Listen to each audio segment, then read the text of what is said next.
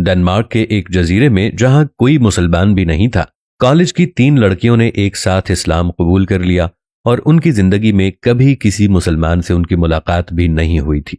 یہ ہے یولیا اور اس کی بہن اور ایک سہیلی۔ کلمہ شہادت پڑھنے کے بعد اگلے روز جب یہ حجاب پہن کر کلاس پہنچی تو پرنسپل نے انہیں بلا کر پوچھا کہ تم کو کس نے ورغلایا ہے؟ انہوں نے کہا کہ آج تک ہماری کسی مسلمان سے ملاقات نہیں ہوئی۔ وہ پوچھنے لگی تو پھر تمہاری یہ کایا کیسے پلٹی؟ اس پرنسپل نے جب ان سے پوچھا تو یولیا اور اس کی بہن نے جواب دیا کہ جب ہم نے میڈیا میں اسلام کے خلاف پروپیگنڈا سنا تو ہم تینوں نے فیصلہ کیا کہ اسلام پر ریسرچ کریں گے، اور اسلام پر ریسرچ کرنے کے بعد جو بھی نتیجہ آئے گا تو اس کے اوپر ضرور ہم سوچیں گے۔ دوستو، آپ کے ساتھ بات کرنے کا مقصد یہ ہے کہ اگر آپ بھی تعصبات کو بالائے طاق رکھ کر کوئی تحقیق یا ریسرچ کریں گے تو اس دین کی حقانیت اور قدر و قیمت کا اندازہ آپ کو ضرور ہوگا۔ یہ سب باتیں سن کر پرنسپل صاحبہ خاموش ہو گئیں۔ یولیا کی عمر تقریباً 20 برس ہے۔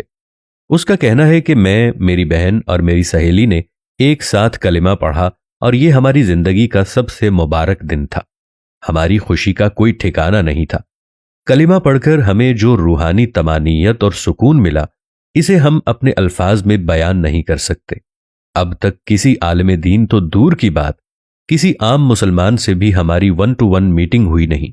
سارے احکامات کے بارے میں خود سے ہم نے سوشل میڈیا اور انٹرنیٹ سے معلومات حاصل کر کے اس پر پریکٹیکل عمل کرنا شروع کر دیا۔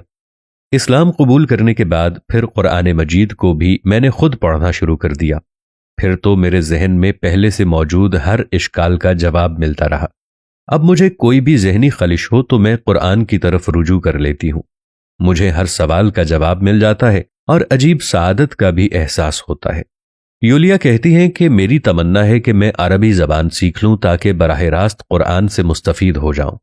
یولیا کا یہ بھی کہنا ہے کہ میرا نقطہ نظر صرف اللہ کی رضامندی ہے۔ مخلوق چاہے خوش ہو یا ناراض، مجھے ہر وہ کام کرنا ہے جس سے میرا رب راضی ہو۔ میرے پاس جو کچھ بھی ہے وہ سب میرے اللہ کی امانت ہے۔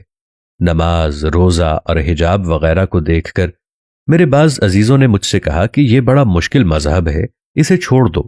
اس کے بعد مجھے اسلام سے پھرنے کا ہر حربہ استعمال کیا گیا۔ میں نے الٹا انہیں اسلام کی دعوت دینا شروع کر دی۔ یولیا کا کہنا ہے کہ میں اب ایک اولڈ ہوم میں بطور کک کام کرتی ہوں۔ میری تمنا ہے کہ میرا ایسا خاندان ہو جس کے سارے افراد مسلمان اور 5 وقت کے نمازی ہوں۔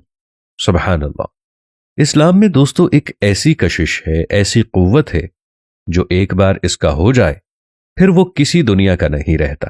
جو ایک بار اپنے رب کو پا لیتا ہے، اس کے پیارے نبی صلی اللہ علیہ وآلہ وسلم کی تعلیمات کو پڑھتا ہے اور پھر اس کا واپس دنیا میں جانے کو جی نہیں کرتا۔ ارے مسلمانوں، تم کس خوشگمانی میں مبتلا ہو؟